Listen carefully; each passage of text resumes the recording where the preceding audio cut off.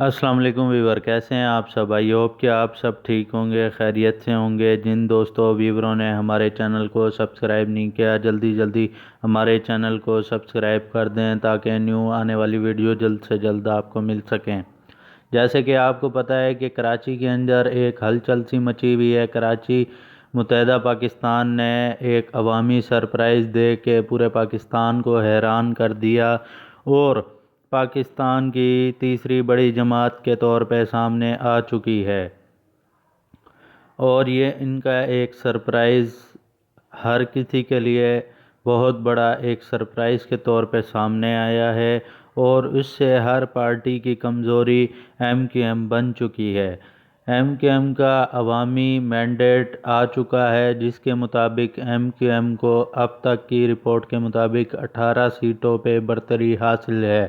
کراچی اور حیدرآباد کی سیٹوں سے اتنا بڑا مینڈیٹ لینا اور اپنی کھوئی ہوئی ساکھ کو بحال کرنا، یہ ایم کیو ایم کی بہت بڑی اچیومنٹ ہے، اور جو ان کی ساکھ 2018 میں کھو چکی تھی، جو نشستیں پی ٹی آئی نے ان سے چھین لی تھی، وہ انہوں نے اپنی دوبارہ بحال کر لیں۔ اس کا سہرا جناب مصطفیٰ کمال صاحب کو جاتا ہے، جو کہ ایم کیو ایم پاکستان میں آ کر اور سب کو ایک گلدستہ بنا کر سب کو جوڑ کر،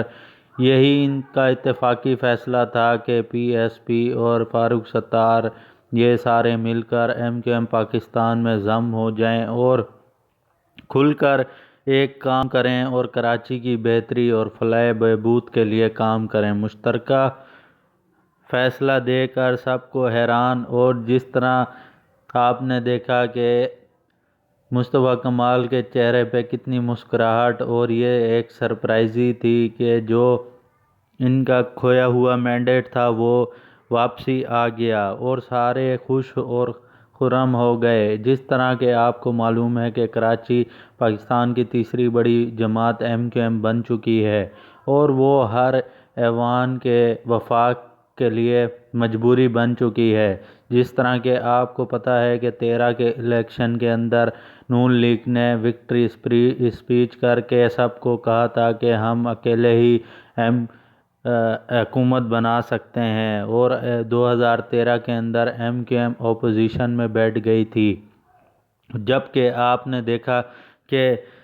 اس دفعہ یہ ہوا کہ پہلے ہی کال ایم کیو ایم کو کی گئی نواز شریف کی جانب سے، اور ایم کیو ایم والے رات ہی پہنچ چکے تھے لاہور، اور اب دن کے اندر ایم کیو ایم والوں نے نواز شریف کے ساتھ ماڈل ٹاؤن میں ملاقات کی اور اپنے تحفظات ایم کیو ایم کے جانب رکھ دیے۔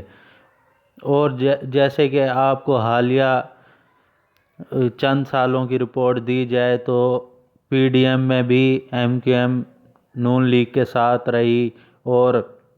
اس سے پہلے کی بات کی جائے تو M Q M P T I کے بھی ساتھ رہی اور وزارتیں بھی انجوائے کرتی رہی۔ لیکن پی ٹی آئی کی اگر بات کی جائے تو پی ٹی آئی کی جانب سے ایم کیو ایم کے تحفظات دور نہیں کیے جا رہے تھے اور کشیدگی بڑھتی جا رہی تھی، جبکہ ایم کیو ایم یہ پی ٹی آئی سے یہ مطالبہ کر رہی تھی کہ جناب عمران خان ہمیں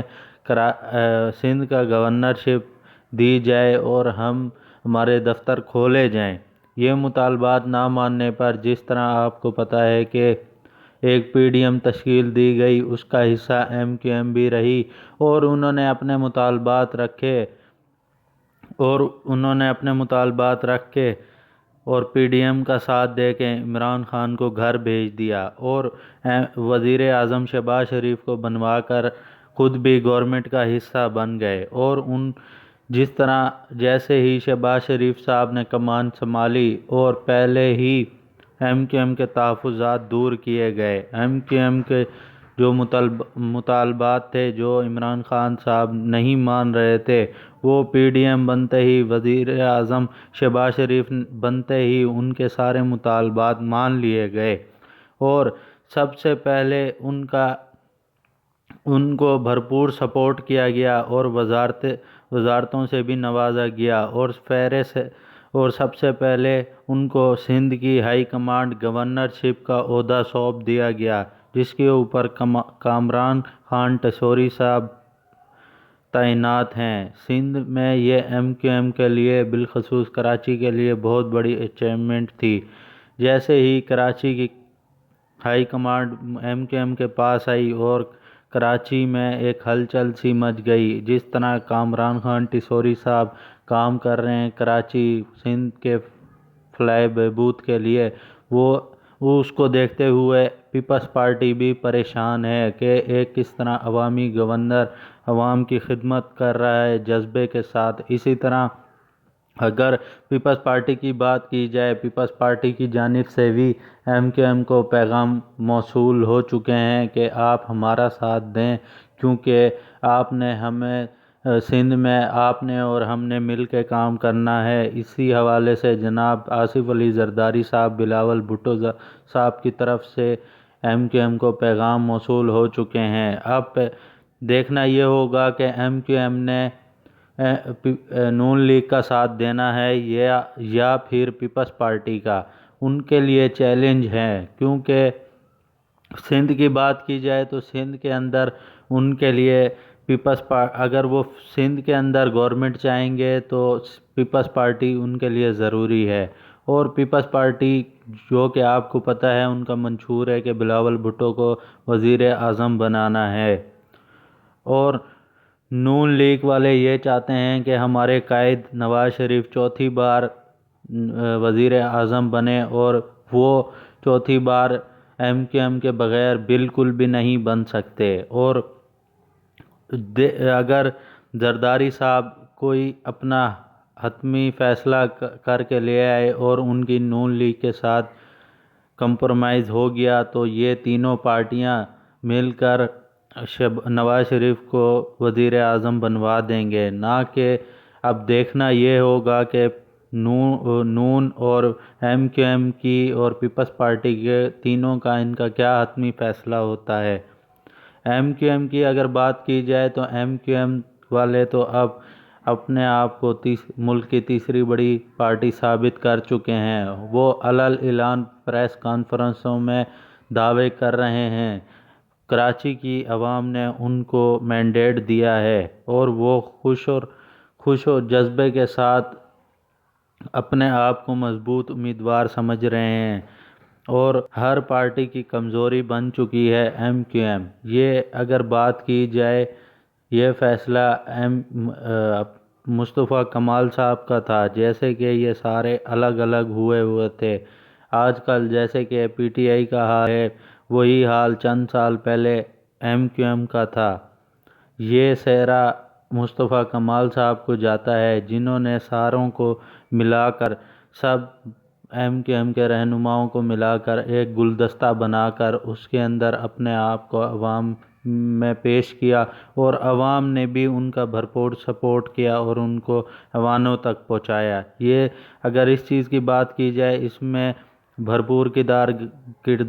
گورنر سندھ کامران خان ٹیسوری نے بھی ادا کیا ہے MQM کو اتنی سیٹیں دلوانے میں، اور مصطفیٰ کمال نے بھی بہت سپورٹ کیا ہے، کیونکہ مصطفیٰ کمال کی پارٹی ضم ہوتے ہی ایک بہت بڑا طبقہ MQM پاکستان سے جوائنٹ ہو گیا تھا، جو کہ PSP کے پاس موجود تھا، اور وہ اب مل کر کراچی میں کس طرح اپنے کام کریں گے اور اپنے MQM سے مطالبات منوا کر دفتر کھلوائیں گے۔ اور دیکھا جائے ان کے مرکز 90 عزیزہ خورشید میموریل ہال اور 90 اور سیکٹر آفس اور مختلف جو ان کے دفاتر ہیں اور مختلف کارکن جو لاپتہ ہیں، ان کو چھڑوا پائیں گے یا نہیں۔ ہمارا ولاگ کیسا لگا آپ نے ضرور بتانا ہے۔ اللہ حافظ۔